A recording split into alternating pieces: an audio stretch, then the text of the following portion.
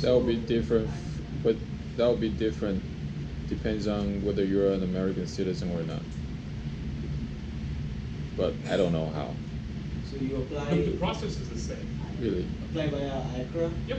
and then TSA fingerprinting, TSA if you are an international student, and then you have to still submit fingerprinting to the nearest police station. Yep. So we won't talk too much about the TSA part because once again that doesn't really apply to you. But you go to IACRA, your students will fill out the form, and then you as their flight instructor have to certify that they speak, write, read, understand English. Alright? So they fill out the form, you approve it, and your approval is basically, yes, my student speaks and writes, understands English just fine. And then it gets sent to the FAA approves it, and then they get a student pilot certificate in play. Then what happens to the CFIs who? So I know a lot of yesterday I saw one of the. He was actually a Chinese student, and he had a check on ID, and he failed, but he didn't fail because of knowledge. He failed because of English. So what happens to the CFI past that? I honestly don't know. We've had a couple of students who have gone to the FISDO because the examiner's like, no, the student's English is awful and he can't pass a check right, or she can't pass a check right. And then they go to the FISDO, they do an English evaluation at the FISDO, and then the FISDO says, no, we think their English is fine, they can continue their check ride or their training, or the FISDO says, no, we think their English is bad, they need to go take an English course and then come back and retest. So there's no responsibility on the CFI because he basically just approved him without giving him a test or something. Just I would say yes and no. If it's like one student out of your 10 or whatever, the FA is probably going to let it slide. But if like all your students fail their English evaluation, then you may get a call from the FA saying, "Oh, what's going on here?" what about? So it's still just like anything else, to where your signature is your endorsement, basically saying, "I think the student is fine." It does happen. The FAA usually doesn't care if it's a couple of times, but if like all your students were to fail an English evaluation or get sent to the FISDO for an English evaluation, the FAA may come back and say, but Here says the application can be submitted to FISDO or DPE or airman certificate representative and a flight instructor. yep. So all of those can approve the thing. Even a flight instructor. They just have to take the FTN number and approve it online. For the student pilot certificate. Your student would go on IACRA, fill out all that information, and then he would submit it, and the instructor can approve it, saying my student speaks English, or DPE, or the FESDO, or the chief instructor. They will get their Your approval is just basically saying my student is 16 years old and he speaks English, or my student is 14 years old and he speaks English. So for this part, there's no difference between U.S. citizen and non-U.S. citizen. The TSA part comes under for U.S. citizen versus non-citizen. Okay. But still, they're supposed But they both doing it. They both do TSA. Correct. So when you submit your student pilot application, the TSA does a background check before approving it. But that's for both U.S. citizens and non-U.S. citizens. But for non-U.S. citizens, they do have to apply for TSA as well. So like if you had a student who was a non-U.S. citizen, green card holders count as non-U.S. citizens as well. So if they're permanent residents, they still have to do it. They would have to go to flightschoolcandidates.gov. They would have to fill that out, send it into TSA, pay the money, approve it, get back approval. Like I think all of you have done. So the U.S. citizens, they don't have to do it. Or They don't have to do the flight school candidates part. That's only for non-U.S. citizens.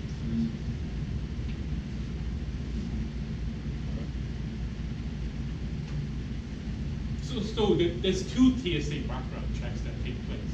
When you apply for a student pilot certificate, the TSA approves it first, then the FAA sends you the card. That's for everybody who applies for a student pilot certificate. However, if you were an international student or a non-U.S. citizen, then you have to go to flight school candidates, fill that all out separately. for approving the course that you enroll. You will still get your student pilot certificate, but in order for you to do that training, that's a separate thing. And for US citizens, they don't have to do that the course. The flight school candidates. Uh-huh. Yes, they don't have to do that. Oh, okay. So you can still get your student pilot certificate without doing the flight school candidates bit. It's just you legally cannot start your training unless the flight school candidate bit is completed. ESA, AFSP. You can go fly. No, you can't start your training, period. Which is fine. I mean, like, Or even, simulator or yeah, even ground school. even grad school. So you were talking about the part that we choose, which flight school, which plane that we are choosing to fly, that part. Oh, okay. So for the FAA application, you would go to. You still have marker there? It's the only one. There's like 4 in this classroom. I have. You're the one who's been stealing them. No. What a CFI. No. You have to keep some, because They do. I just go to the front desk and grab 4 with me all the Where time. do they keep these? I just go to the front The desk and just grab them from and I there. ask them that I'm a ground instructor here. I need some markers and bring those with me all the time. Otherwise, this situations happens. I should do that. Okay, so there's 2 forms that your student would have to fill out. One on Niagara, or a paper 8710 if they want to, but nobody really deals with paper 8710s anymore. Oh, you have all the colors. Yes. So this would be U.S. citizen / non-U.S. citizen.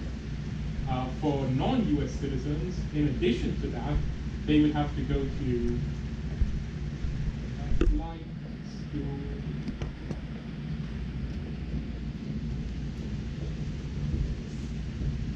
Candidates.gov, and then fill out the application separately. Now on this website, they have to fill out the application for their initial,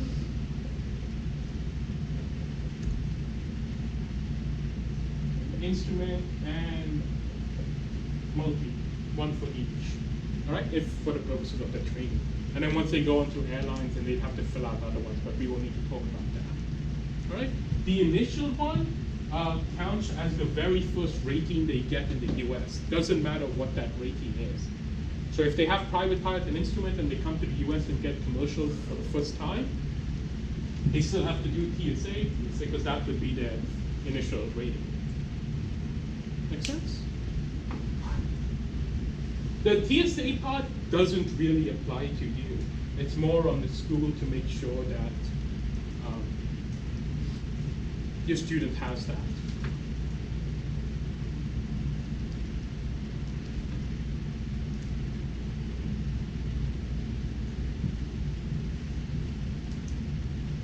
And sometimes the school doesn't do a very good job.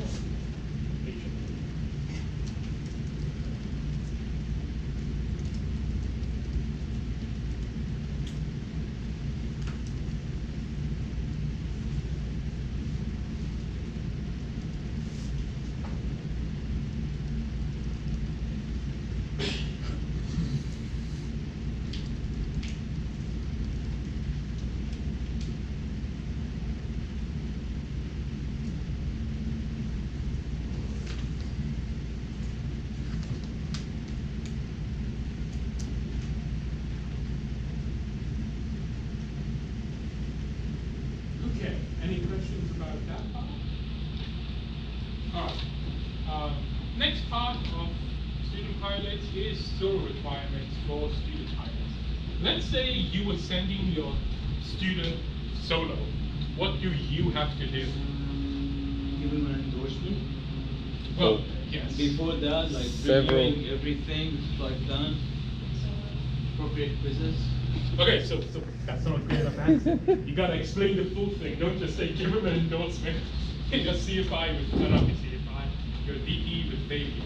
So if we go to the advisory circular, we can go down to pre-solo requirements and privileges.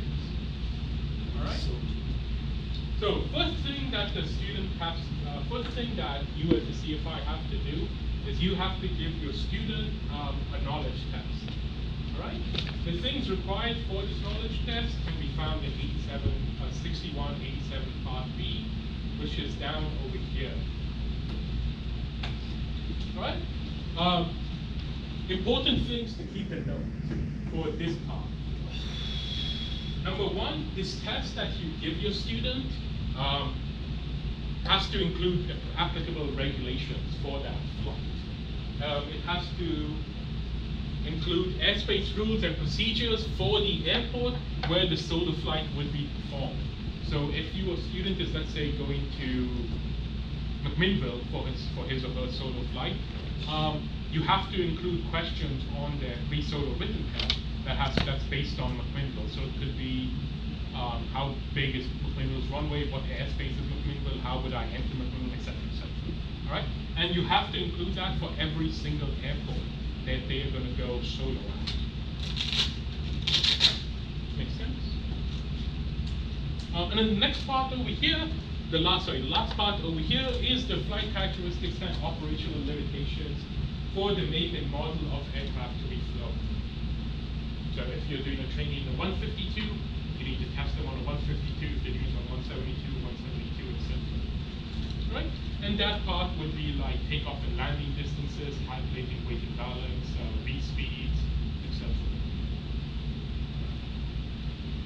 Makes sense? Okay, so before you can even send them solo, knowledge test is the first part, so 61.87 subsection B, and then that tells you what includes that. You as the CFI have to give them that test, they have to do the test, and then you have to review any incorrect answers. Correct to 100%. Yeah, correct to 100%. So you review every incorrect answer they get. 61. 87. 61.87, it'll be part B is the test, the knowledge test.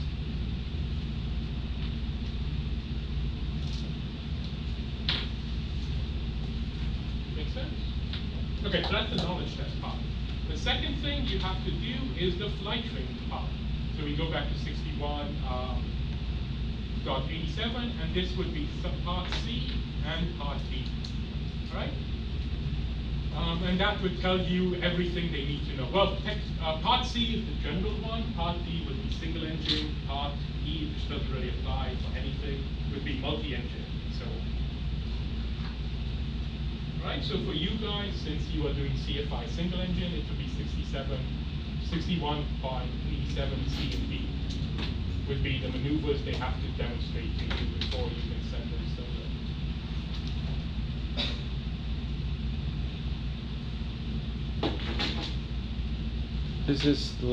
This is for the very first solo, like traffic pattern solo, right? Correct. Because technically the other solos are based on that very first solo anyways. What do you mean, like for singular, like singular?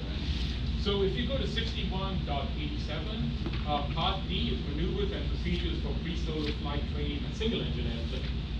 Part E would be multi-engine airplane. Part F would be helicopter and so on. So you would refer to the part that you were teaching them on. So you can do a private on multi-engine? Yeah. Yeah. Some schools do. You can do a private, pretty much any category, any class of aircraft. So for you guys, the ones that would apply since you were doing CFI initial would be B, C, and D. B for knowledge test, C for general requirements, and D for the specific maneuvers related to single engine.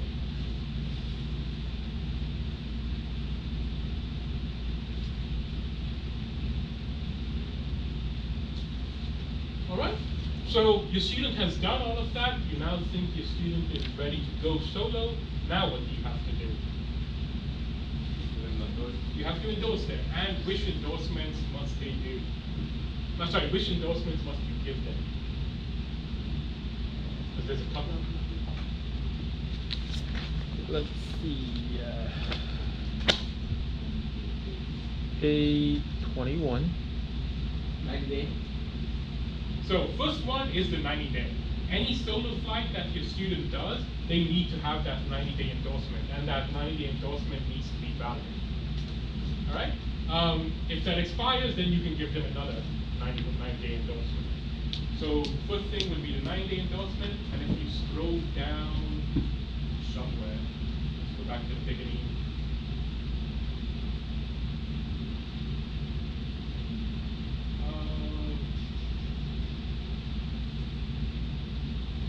Where's the example? I know this example is in here. Or did I miss it? There you go. A3 and A, oh, 90 days, sorry.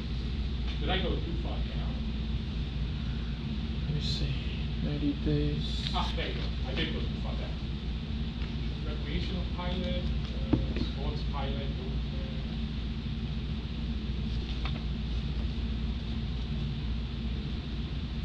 There you go. A5. A6 would be the first endorsement that so A5 is free solo flight training at night. Okay.